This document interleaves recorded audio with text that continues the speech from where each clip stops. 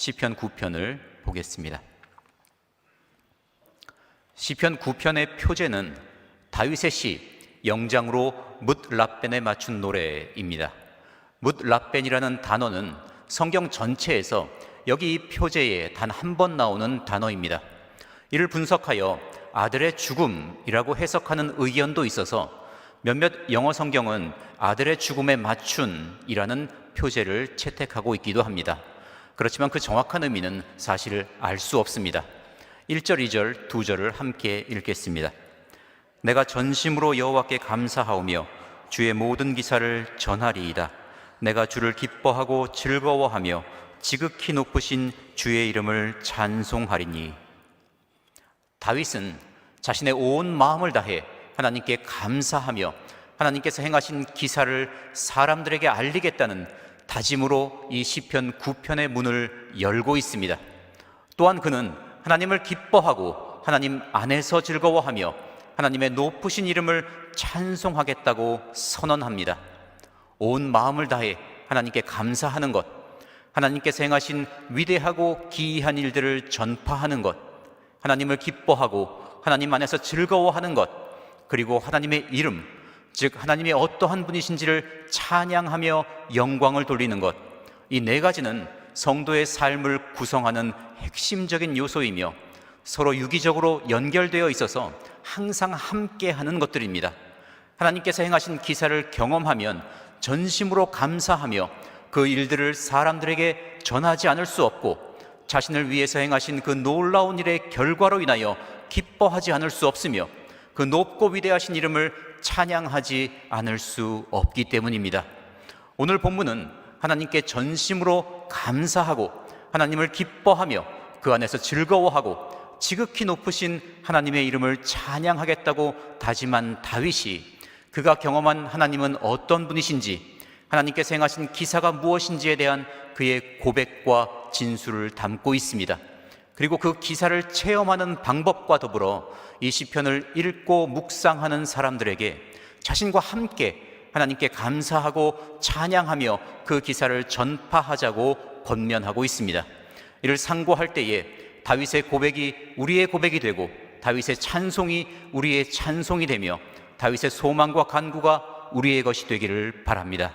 3절 한 절을 함께 읽겠습니다. 내 원수들이 물러갈 때에 주의 앞에서 넘어져 망함이니이다. 다윗이 경험했던 주의 기사는 하나님께서 그에게 주신 승리였습니다. 초대 왕이었던 사울의 뒤를 이어 이스라엘의 왕이 된 다윗은 그 왕위에 오르기 전부터 시작하여 왕이 된 이후로도 많은 전쟁과 전투를 겪었습니다. 사울의 휘하에서 블레셋과 싸웠던 그는 이후 사울 왕의 군대에게 쫓기는 신세가 되었고 마침내 왕이 된 이후에는 하나님께서 그들 이스라엘 12지파에게 허락하신 지경까지 나라의 영토를 확장시키고 확고히 하는 일에 매진하였기 때문입니다. 그런데 그 많은 전투의 경험과 승리는 그가 하나님께 감사하고 기뻐하며 찬양할 이유가 되었습니다. 그가 거둔 그 모든 승리는 하나님께서 그에게 주신 것이었기 때문입니다. 이것을 분명히 알았기에 그는 내 원수들이 물러갈 때에 곧 그의 대적들이 그와의 전투에 패하여 후퇴할 때에 나의 앞에서, 나의 군대 앞에서가 아니라 주의 앞에서 넘어져 망하였다고 고백합니다. 다윗은 군사들에게 용기를 주시고 그들의 팔에 힘을 주셨으며 자신과 장수들에게 전장과 전국을 꿰뚫는 통찰력과 지혜를 주셨을 뿐만 아니라 적들의 판단을 어리석게 하심으로 인하여 자신이 승리를 거둘 수 있게 역사하신 분이 바로 하나님이심을 알고 있었기에 자신이 거둔 모든 승리가 자신의 업적과 영광이 아니라 그가 전파할 주의 기사라고 고백했던 것입니다. 4절에서 8절까지 함께 읽겠습니다. 주께서 나의 의와 송사를 변호하셨으며 보좌에 앉으사 의롭게 심판하셨나이다. 열방을 책하시고 악인을 멸하시며 저희 이름을 영영히 도말하셨나이다. 원수가 끊어져 영영히 멸망하였사오니 주께서 무너뜨린 성읍들을 기억할 수 없나이다. 여호와께서 영영히 앉으심이여 심판을 위하여 보좌를 예비하셨도다. 공의로 세계를 심판하심이여 정직으로 만민에게 판단을 행하시리로다.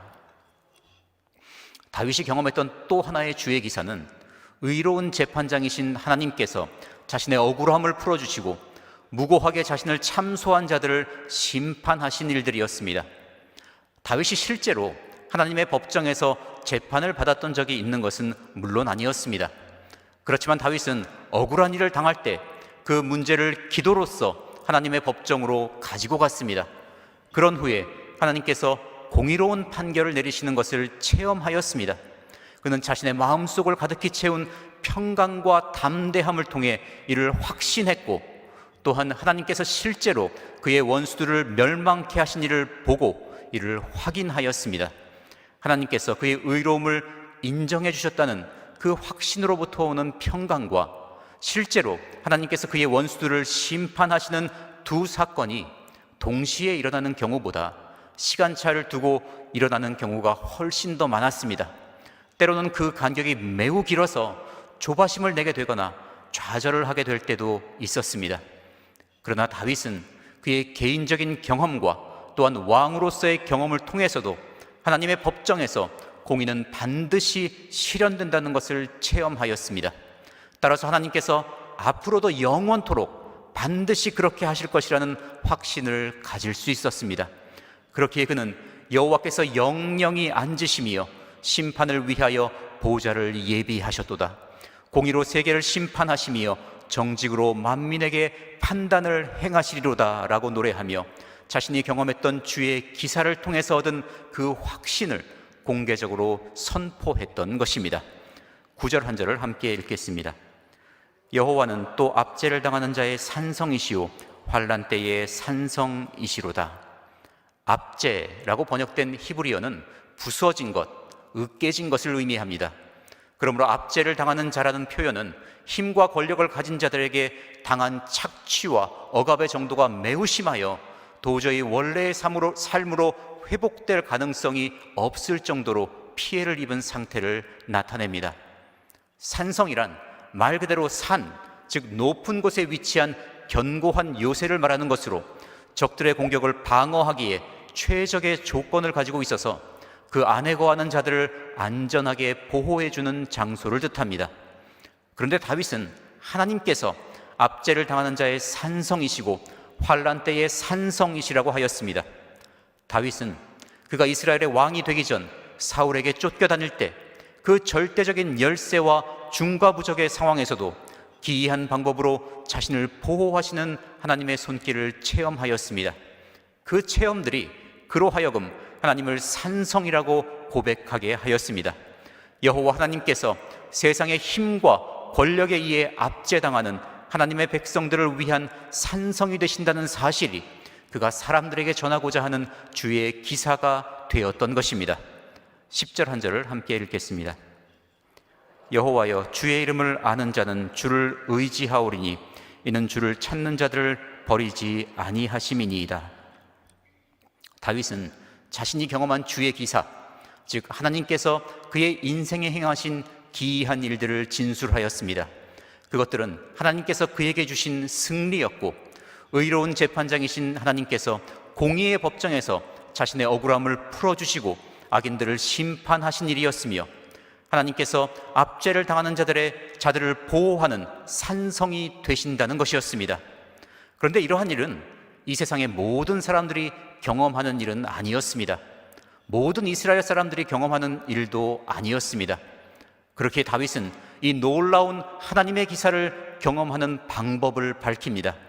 그 방법은 하나님의 이름을 알므로 하나님을 찾고 의지하는 것이었습니다. 하나님께서 자신의 인생에 개입하셔서 행하시는 놀랍고 기이한 일은 오직 하나님을 알고 찾으며 의지하는 사람들만이 경험하게 되는 일이기 때문입니다. 여기서 이름이란 단순히 어떤 사람을 다른 사람과 구분하기 위해서 부르는 호칭으로서의 이름이 아닙니다. 성경에서 특히 하나님의 이름은 하나님의 성품과 능력을 다 포함하여 나타내는 것입니다. 그러므로 주의 이름, 즉 하나님의 이름을 안다는 것은 하나님이 어떠한 분이신지를 안다는 것입니다. 다시 말해 하나님께서 하신 말씀이 무엇인지, 하나님께서 인생들에게 요구하시는 법도가 무엇인지를 안다는 것이며, 하나님의 사랑과 공의, 신실하심과 전능하심을 안다는 의미입니다. 이것을 아는 사람은 하나님을 찾게 됩니다. 하나님을 의지하게 됩니다. 그리고 하나님은 그렇게 하나님을 찾는 자들을 외면하거나 방기하지 않으십니다. 항상 돌보시며 항상 보호해 주십니다. 그러므로 인생들에게 가장 중요한 일은 하나님을 아는 것입니다. 이것이 바로 다윗이 주의 모든 기사를 전하는 이유였습니다. 그리고 이것이 우리가 열심히 성경 말씀을 배우며 묵상하는 이유입니다. 말씀에 근거하여 하나님을 알고 하나님을 의지하는 사람은 주님의 돌보심과 보호하심 안에 있음을 확신하는 가운데 그가 친히 말씀하시기를 내가 과연 너희를 버리지 아니하고 과연 너희를 떠나지 아니하리라 하셨느니라. 그러므로 우리가 담대히 가로되 주는 나를 돕는 자시니 내가 무서워 아니하겠노라. 사람이 내게 어찌하리요? 라고 담대히 말하게 되는 것입니다. 11절 한 절을 함께 읽겠습니다. 너희는 시온에 거하신 여호와를 찬송하며 그 행사를 백성 중에 선포할지어다. 자신이 경험한 하나님의 기사를 전파하고 그 기사를 경험하는 비결을 말한 다윗은 사람들을 향해서 하나님을 향한 찬송과 그 기사를 선포하는 일에 동참하라고 요청합니다. 다윗이 찬송하는 하나님, 찾고 의지하는 자를 버리지 않으시고 보호하시며 기사를 행하시는 하나님은 시온에 거하신 하나님이었습니다. 시온은 다윗이 장막을 짓고 하나님의 언약궤를 옮겨와 안치한 장소를 말하며 더 넓게는 예루살렘 전체를 지칭하는 말입니다. 그러므로 시온에 거하신 여호와라는 표현은 다윗이 하나님을 저 멀리 하늘 보좌에 앉아 계시면서 땅에서 살아가는 인생들을 마치 방관자처럼 내려다보시다가 가끔씩 개입하시는 분이 아니라 그들이 살아가는 바로 그곳에 함께하고 계시는 하나님으로 인식하고 있었다는 것을 의미합니다. 다윗은 사람들을 향해 자신들이 살아가고 있는 바로 그 땅에 임재하셔서 함께하시는 하나님, 산성이 되시는 하나님, 변호하시고 심판하시는 하나님, 승리를 주시는 하나님께서 행하신 일들을 자신이 지금 하고 있는 것처럼 찬송함으로써 선포하라고 권면하는 것입니다. 우리는 이제 시온에 거하신 여호와가 아니라 나의 안에 계신 예수님이라고 말할 수 있습니다. 부활 승천하셔서 하나님 우편에 앉으신 예수님께서 보내주신 성령께서 우리와 항상 함께하고 계시기 때문입니다. 이에 대해 예수님께서 말씀하시기를 내가 아버지께 구하겠으니 그가 또 다른 보혜사를 너희에게 주사 영원토록 너희와 함께 있게 하시리니 저는 진리의 영이라 세상은 능히 저를 받지 못하나니 이는 저를 보지도 못하고 알지도 못함이라. 그러나 너희는 저를 아나니 저는 너희와 함께 거하심이요 또 너희 속에 계시겠음이라. 내가 너희를 고아와 같이 버려두지 아니하고 너희에게로 오리라. 조금 있으면 세상은 다시 나를 보지 못할 터이로되 너희는 나를 보리니 이는 내가 살았고 너희도 살겠음이라. 그날에는 내가 아버지 안에 너희가 내 안에 내가 너희 안에 있는 것을 너희가 알리라 하셨습니다. 그러므로 우리는 우리 각자에게 오셔서 우리와 함께 하시는 주님을 찬양하며 예수님께서 행하신 그 놀라운 일을 찬양하고 선포해야 할 것입니다. 12절 한 절을 함께 읽겠습니다. 피 흘림을 신문하시는 이가 저희를 기억하심이요 가난한 자의 부르짖음을 잊지 아니하시도다. 시온에 임재하셔서 주님의 백성들과 함께 하시는 하나님은 가난한 자, 곧 억압받고 고통받는 자들을 잊지 않으시고 그들을 위하며 공정하게 복수하시는 분이십니다. 그러므로 하나님을 찬양하며 그 하신 일들을 선포하는 사람들은 자신의 억울함을 다 하나님께 아뢰고 하나님의 손에 모든 것을 맡길 줄 알아야 합니다. 이에 대해 사도 바울은 기록하기를 내 사랑하는 자들아 너희가 친히 원수를 갚지 말고 진노하심에 맡기라.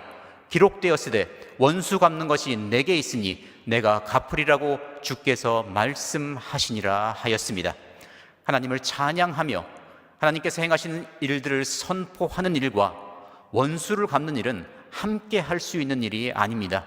이 두 가지를 함께 하려고 한다면 자신이 부르는 그 찬송과 자신이 전파하는 그 일을 자기 스스로 부정하는 일이 되기 때문입니다. 13절, 14절 두 절을 함께 읽겠습니다. 여호와여, 나를 긍휼히 여기소서. 나를 사망의 문에서 일으키시는 주여, 미워하는 자에게 받는 나의 곤고를 보소서. 그리하시면 내가 주의 찬송을 다 전할 것이요 달 같은 시온의 문에서 주의 구원을 기뻐하리이다. 그러므로 다윗은 스스로 복수자가 되려고 하지 않았습니다. 이는 그가 사울 왕에게도 압살롬의 반역에도 최선을 다해 대처하되 자신이 심판자가 되려고 하지 않았던 사실을 통해 알 수 있습니다. 그 대신 그는 무엇보다 먼저 하나님의 긍휼히 여기심을 구하였습니다. 사실 우리는 환난과 곤경에 처했을 때뿐만이 아니라 매사에 하나님의 긍휼히 여기심을 구함으로 모든 일을 시작해야 합니다. 모든 일에 하나님의 긍휼히 여기심을 먼저 구하는 사람은 하나님 앞에서 자신의 위치를 아는 겸손한 사람이며 하나님의 전능하심을 아는 지혜로운 사람입니다. 이런 사람에게 하나님께서 도움의 손을 내밀어 주십니다. 그런 후에 다윗은 그가 하나님의 긍휼히 여기심과 구원을 간구한 목적이 딸 같은 시온의 문에서 기뻐하고 찬양하면서 하나님의 구원하심을 많은 사람들에게 알리기 위한 것임을 밝혔습니다.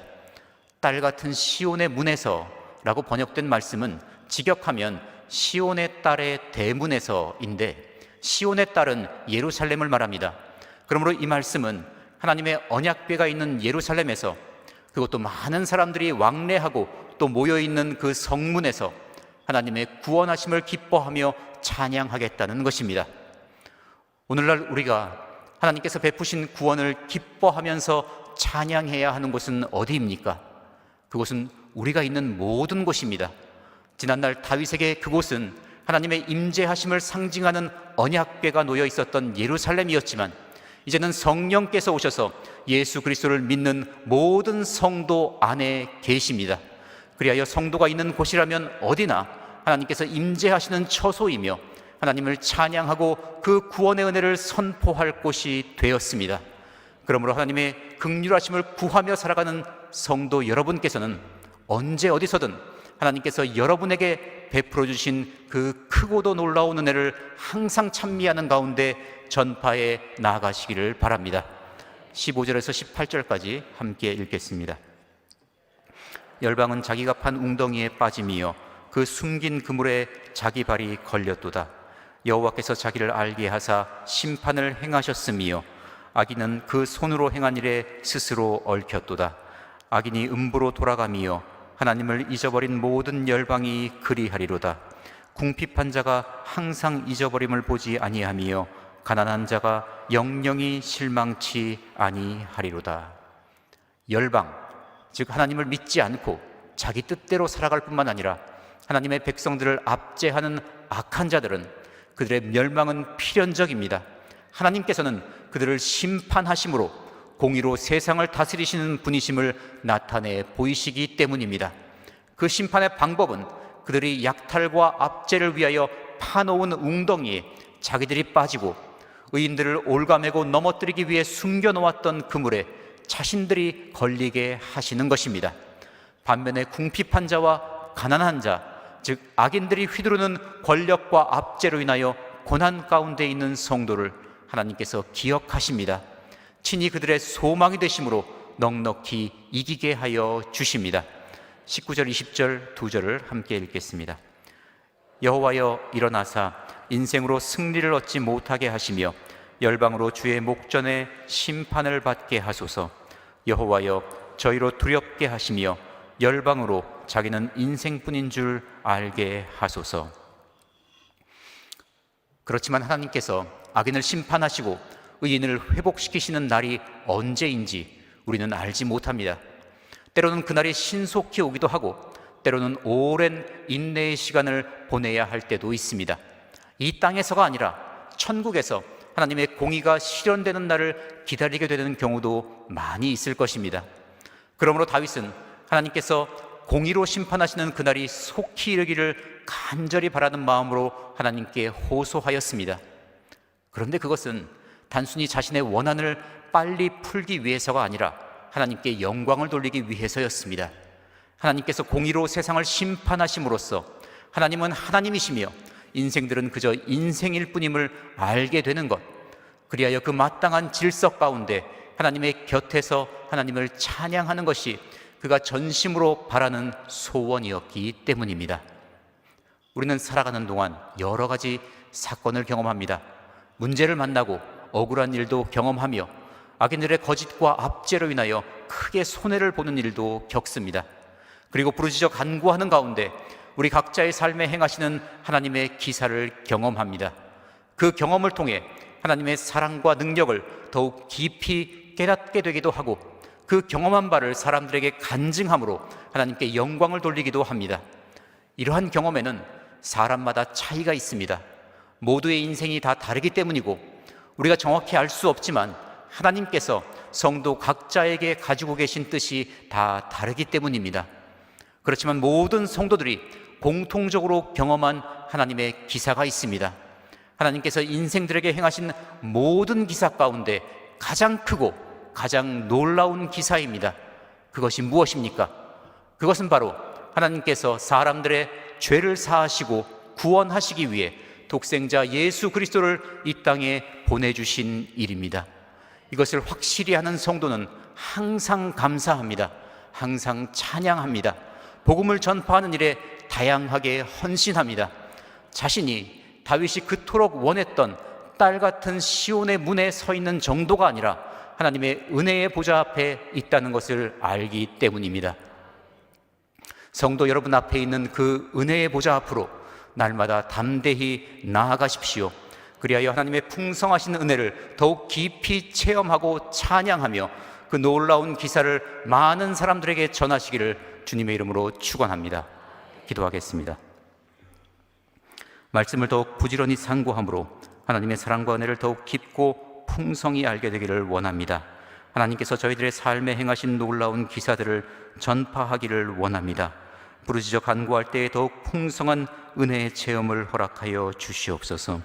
무엇보다 하나님께서 인생들에게 행하신 가장 크고 위대한 기사인 예수 그리스도로 말미암는 구원의 복된 소식을 많은 사람들에게 더욱 널리 전하기 원하오니 이를 위하여 구하는 기도에 응답하여 주시옵소서. 성령으로 충만케 하시며 은사와 능력을 더하여 주시고 경제적인 안정을 허락하시며 가정의 평안과 육신의 건강을 내리어 주시옵소서. 주 예수 그리스도의 이름으로 감사하며 기도합니다. 아멘.